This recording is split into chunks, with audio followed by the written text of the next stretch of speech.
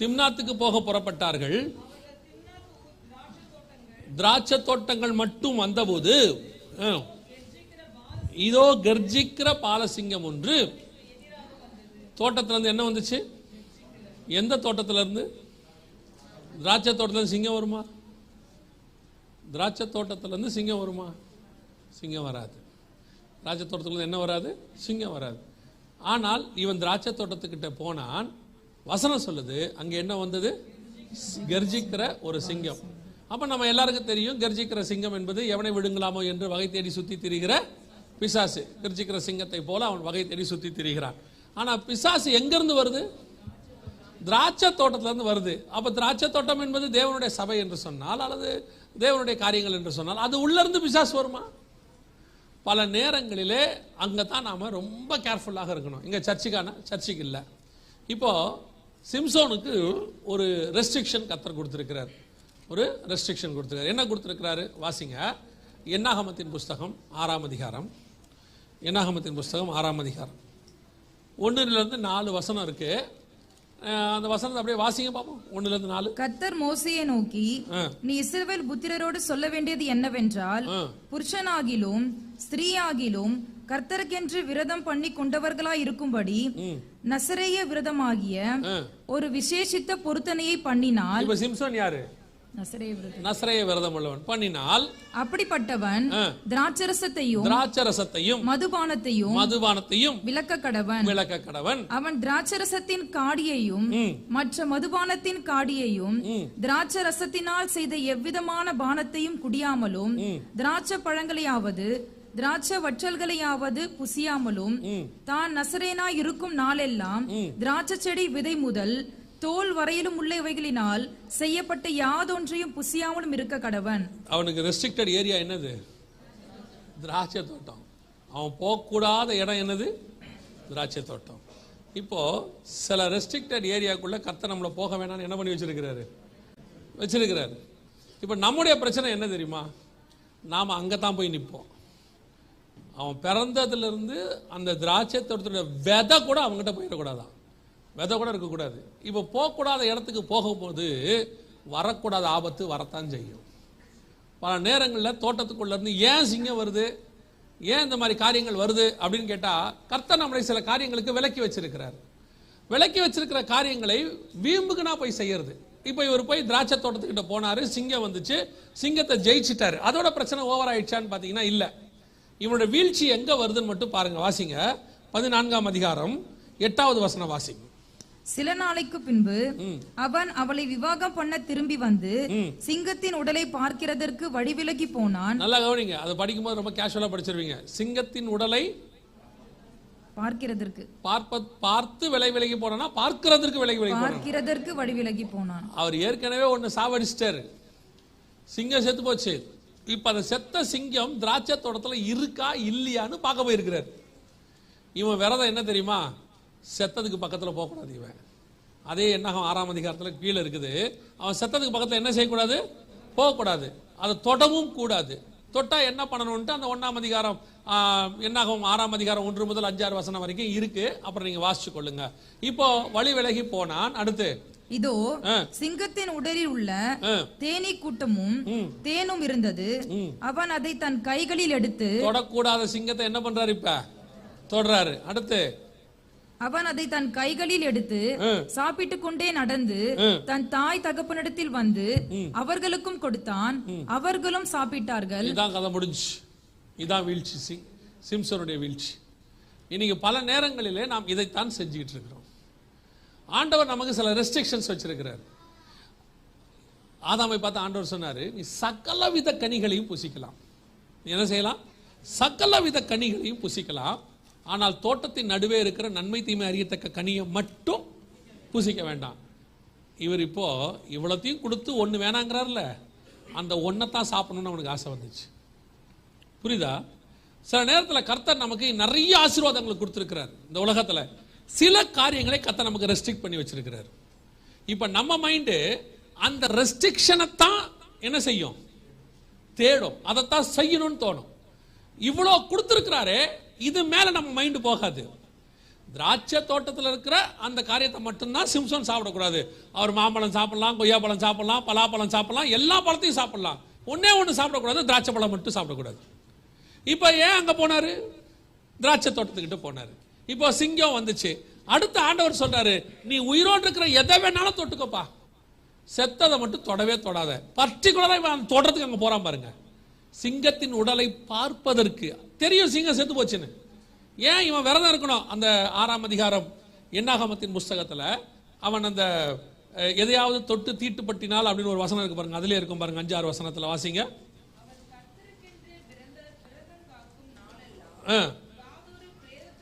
யாதொரு பிரேத தண்டையிலே போகக்கூடாது.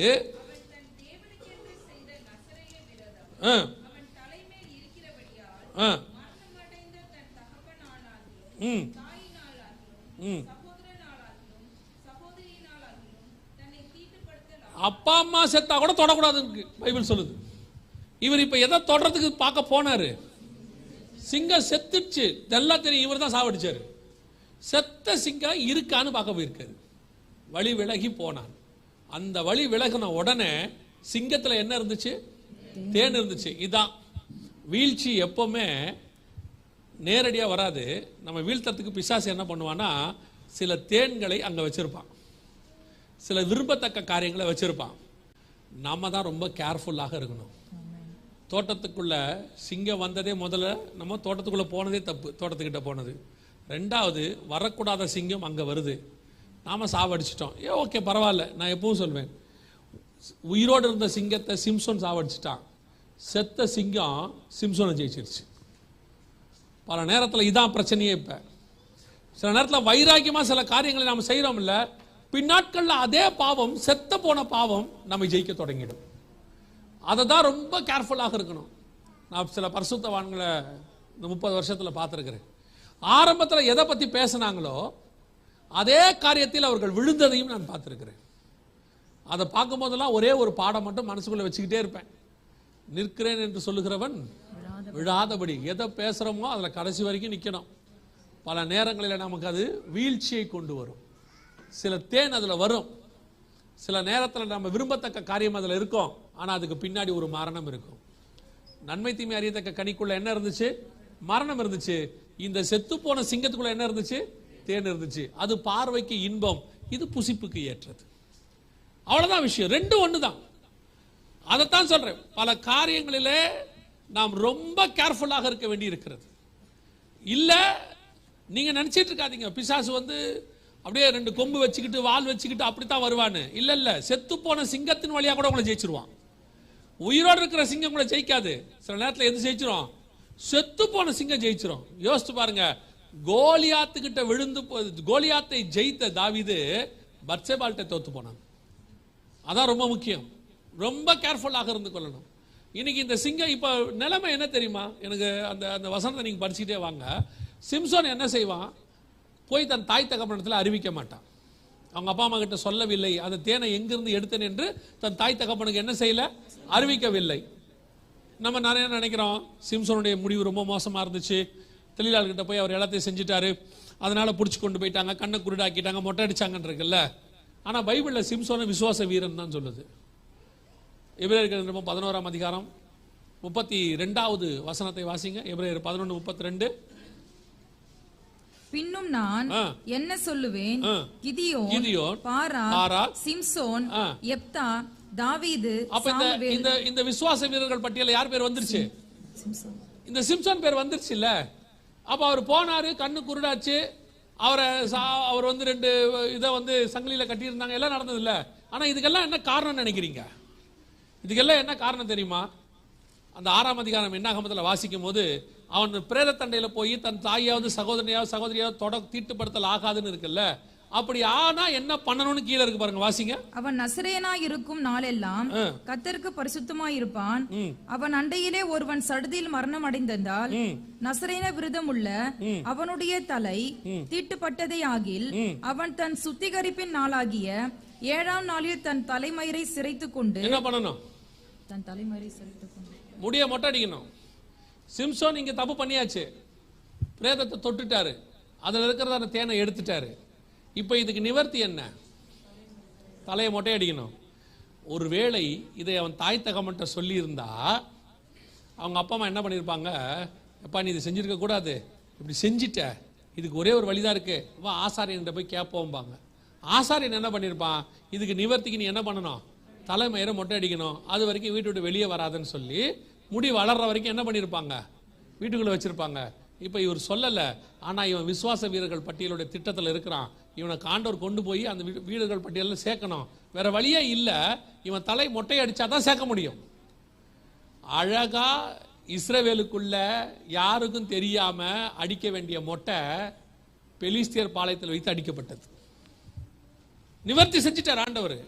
சிம்சோனை பொறுத்த வரைக்கும் அவனுடைய பாவத்துக்கு நிவர்த்தி கிடைச்சிருச்சு. ஆனா கிடைச்ச விதம் தான் கஷ்டம். ஆண்டவர் நம்மை அப்படி கொண்டு போக விரும்பவில்லை. ஆண்டவர் நம்மை சரிப்படுத்த விரும்புகிறார். சிங்கத்துக்கிட்ட போக வேண்டாம் என்று விரும்புகிறார். பல நேரத்தில் செத்த சிங்கத்துக்கிட்ட மாட்டிக்கிட்டு இருக்கிறோம் நம்ம. ஏன்னா அதுல கொஞ்சம் தேன் இருக்குது. அதுல தேன் இருக்கிறது உண்மை. தேனை குடிச்சா கண்கள் தெளிவாகும், அதுல எந்த மாற்று கருத்தும் இல்லை. ஆனா இருக்கிற இடம் ராங் பர்சன், இருக்கிறது தப்பான இடத்துல இருக்குது. இன்னைக்கு நிறைய பேர் அப்படித்தான் இருக்கிறாங்க. நல்ல விஷயம் ராங் பிளேஸ்ல இருக்குது. ராங் பிளேஸ்ல இருக்கிறது உனக்கு எனக்கும் உகந்தது அல்ல. அந்த தேன் நமக்கு தேவையே இல்லை. கர்த்தர் நமக்கு தெள்ளி தேன் வச்சிருக்கிறார். கர்த்தருடைய வார்த்தையை வச்சிருக்கிறார். இன்னைக்கு நிறைய பேர் சில ஆசைகள், சில இச்சைகள், சில காரியங்கள், அது எங்க இருக்குது, செத்த சிங்கத்துக்கிட்ட இருக்குது. இதுல என்ன தப்பு இருக்குது? ஒரு அம்மா வந்து ஒரு ஐயாவை சொன்னாங்களாம், நல்லா பாடிட்டு இருந்தாராம். பாடிட்டு இருந்து சொன்னாங்களாம், நான் ஜெபத்தில் ஆராதிச்சுக்கும் போது கர்த்தர் எனக்குள்ள இருந்து சொன்னாரு, உங்களை தான் எனக்கு ஆண்டவர் காட்டியிருக்கிறாரு, உங்களை தான் திருமணம் செய்ய சொல்லியிருக்கிறாரு அப்படின்னு சொன்னாங்க. அவர் சொன்னாராம், எனக்கு ஓகே தான், பட் இருந்தாலும் நான் கேட்டு சொல்றேன் அப்படின்னாராம். யாரேன்னா மனைவியேன்னாராம். இப்ப அந்த அம்மாவுக்கு யார் காட்டியிருப்பா? அந்த அம்மாவுக்கு அங்க வந்துச்சு இல்ல, ஆண்டவர் உங்களை தான் காட்டினாருன்னு சொன்னாருங்கள. அந்த அம்மாவுக்கு ஆண்டவர் இப்ப அந்த காட்டினது யாரு? கண்டிப்பா ஆண்டவர் கிடையாது இல்ல. கல்யாணமான ஒரு ஆளை எப்படி காட்டுவாரு இல்லையா? உங்களுக்கு புரியுதா? அப்போ இந்த அம்மாவுக்கு அவர் பாடுறது தேனு, ஆனா அவர் இருக்கிறது செத்த சிங்கம். அதுதான் அந்த அம்மா கிட்ட வந்துருச்சு. பல நேரங்களிலே நம்முடைய வாழ்க்கையில் இதான் நடக்கும். அதை நம்ம திருத்திக்கிட்டா நல்லது. இங்க விழாதவங்க யாருமே கிடையாது. எழுந்திருக்கிறோமா தான் கர்த்தர் பார்க்கிறார். இந்த பைபிளை எடுத்துக்கிட்டீங்கன்னா ஆதாம்ல இருந்து இயேசு கிறிஸ்துவை தவிர ஆதாம்ல இருந்து அத்தனை பேருக்கும் ஆண்டவர் செகண்ட் சான்ஸ் கொடுத்திருக்கிறார். செகண்ட் சான்ஸ் வாங்காம யாருமே இல்லை, பெரும்பான்மையா 99.99. ஆனா கர்த்தரோட திட்டம் என்ன? நாம் மண் என்று நினைவு கூறுகிறார். நம்ம விழ மாட்டோம்னு கர்த்தர் நினைக்கல. விழுந்தா எழுந்திருக்கிறோமா, அதை விட்டுட்டு வந்துடுறோமா, அந்த தேன் வேணான்னு சொல்றோமா, அதை தான் கர்த்தர் எதிர்பார்க்கிறார்.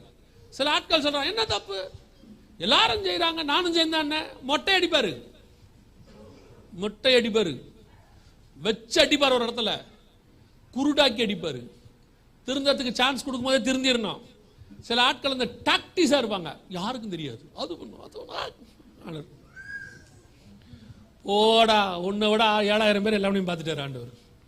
6000 வருஷமா கர்த்தர் எப்பேற்பட்டது ஆளெல்லாம் பார்த்து முடிச்சு விட்டாரு. நம்மால் நினச்சிக்கிட்டு இருக்கிறது, ஓ அவருக்கு தெரியாது, இவருக்கு தெரியாது, ரொம்ப அழகா யாருக்கும் தெரியாம ஆண்டவர் சொன்னாரு, விட்டு வச்சிருக்கேன் திருந்திரு, நல்லது உனக்கு. இல்ல எங்க மொட்டை அடிப்பேன்னு உனக்கே தெரியாது.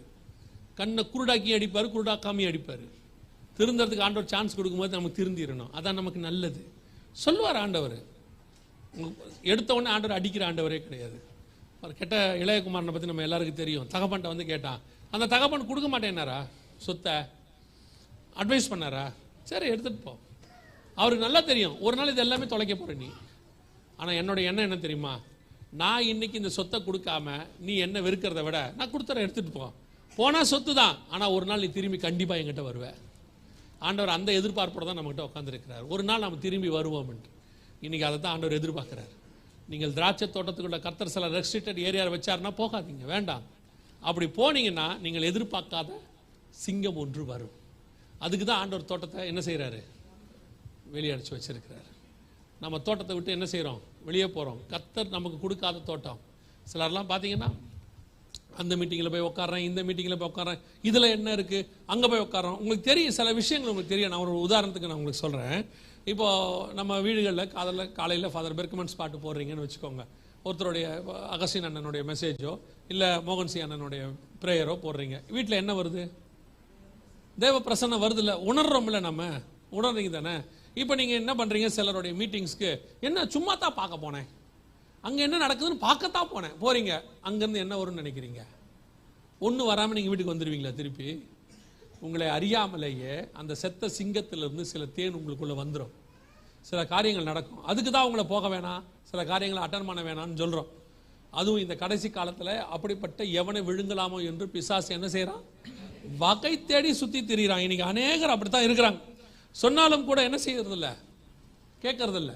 அங்கே என்ன அதில் வேற இப்போ எல்லாம் கேட்குறாங்க, அது என்ன எல்லாரும் போகும்போது நாங்கள் ஏன் போகக்கூடாது? எல்லாரும் போய் பார்க்குறாங்க, நாங்களும் போய் பார்த்துட்டு வரோம். வேண்டாம். தீனால் என்ன பண்ணாலாம்? தேசத்தை சுற்றி பார்க்கும்படி போனாலாம். ஆனால் என்ன வசனம் சொல்லுது? தீனால் என்ன செஞ்சா? தீட்டுப்பட்டு போனால். கடைசியில் செத்தே போயிட்டான் அவன் ஒருத்தன். யாக்கோபு சொல்றாரு, என் வாசனையை நீங்கள் கெடுத்து போட்டீர்கள். இதுக்கு நோக்கம் என்ன? இந்த அம்மா சுற்றி பார்க்க போனது. ஆண்டவர் சில காரியங்கள் நம்மளை வேணான்னு சொல்லலை, சில காரியங்கள் மட்டும்தான் வேணான்னு சொல்லி வச்சிருக்கிறார். சகலவித கனிகளையும் பூசிங்க. ஆண்டவர் நிறைய காரியங்கள் உங்களுக்கு கொடுத்துருக்கிறார், எவ்வளோ ஆசீர்வாதங்களை கொடுத்துருக்கிறார்.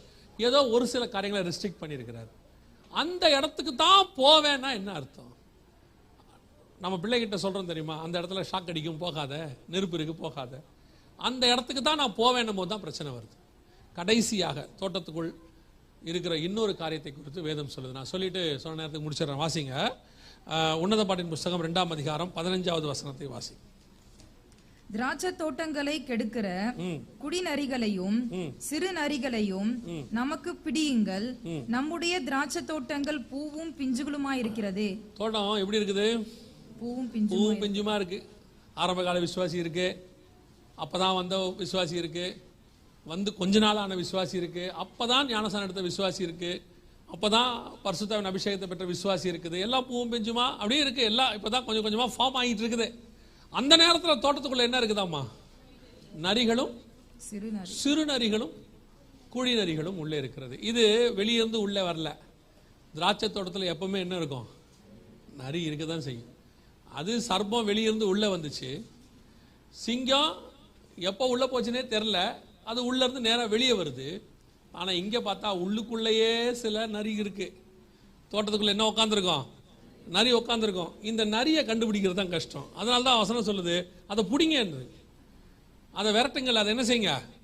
அதை பிடிங்க. அப்போ அந்த நரி என்பது எதை குறிக்கிறது அப்படின்னு கேட்டிங்கன்னா, இது ஒரு வகையான உபதேசம்.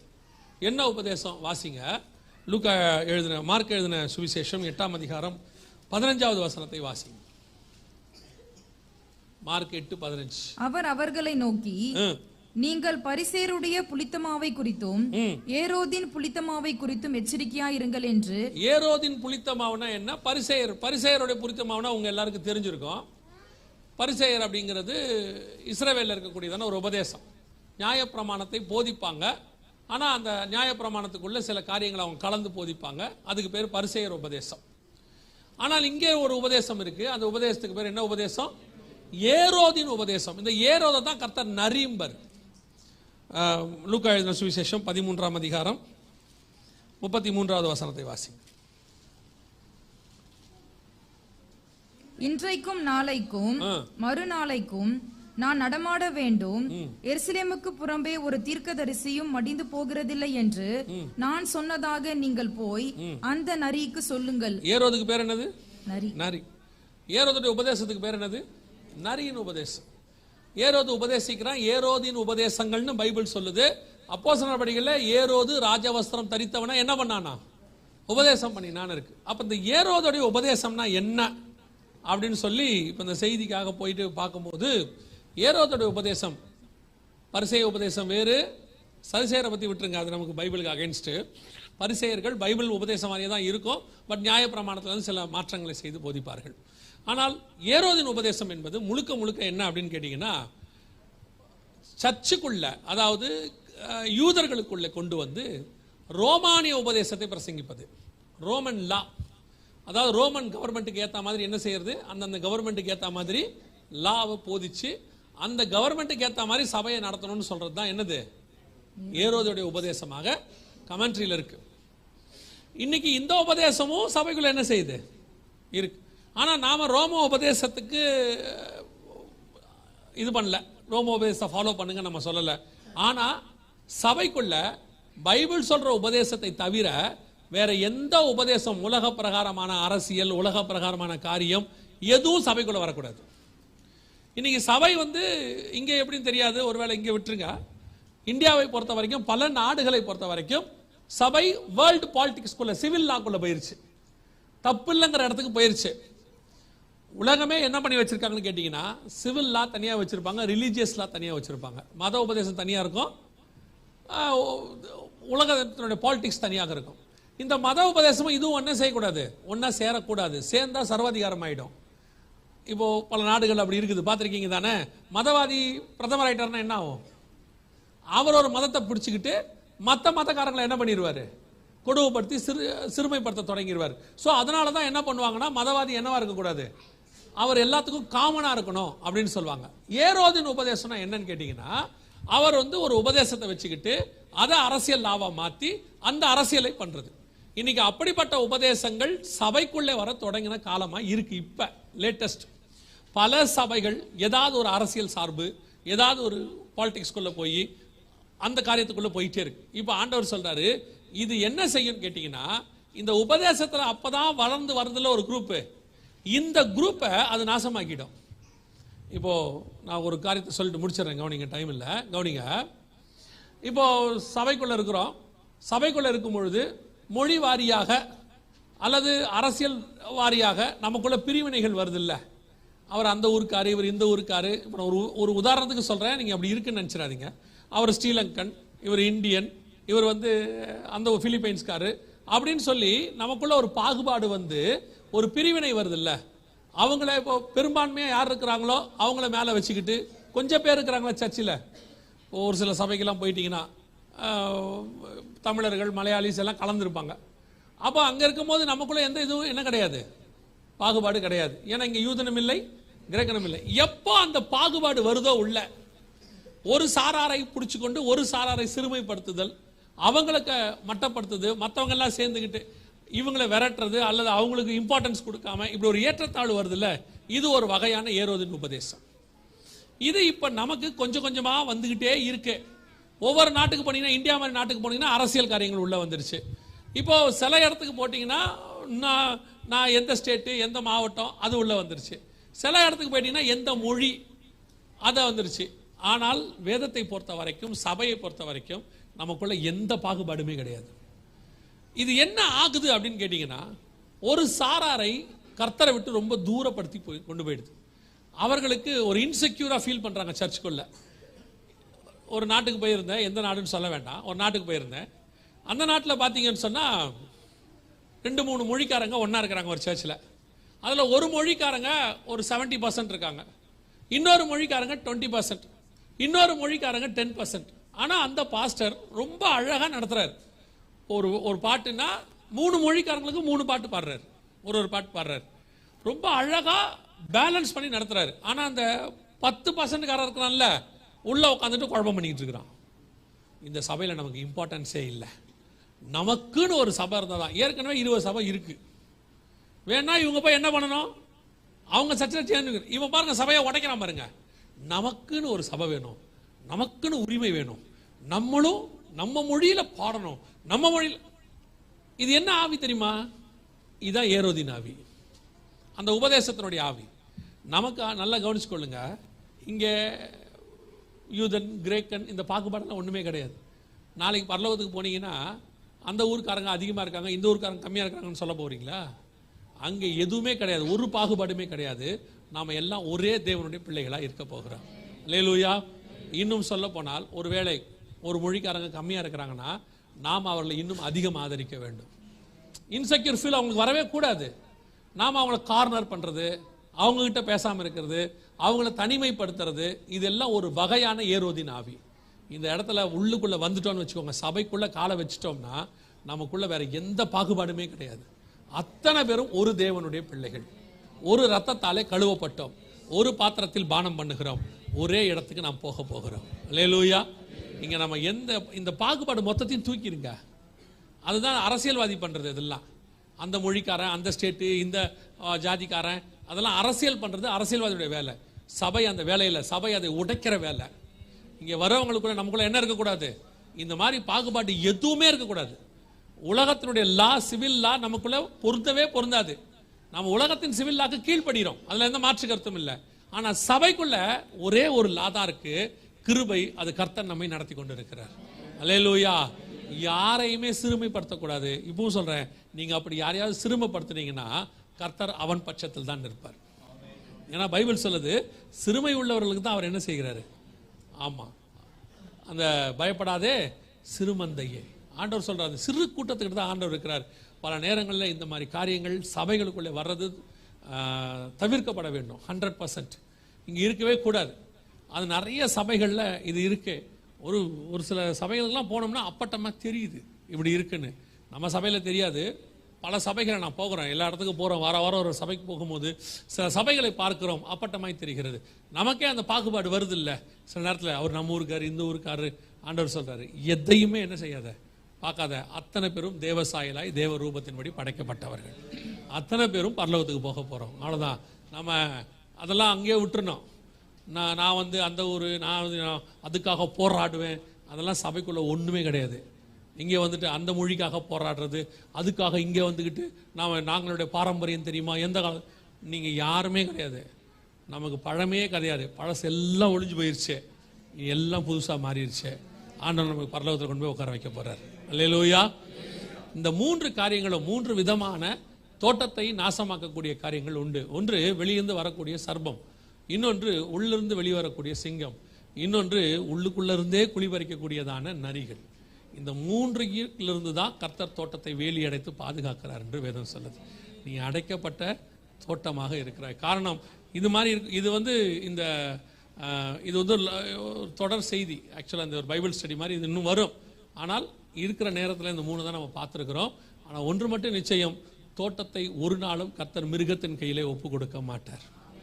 அதை எப்படியாவது பாதுகாக்க வேண்டும் என்று கர்த்தர் விரும்புகிறார். அல்லேலூயா.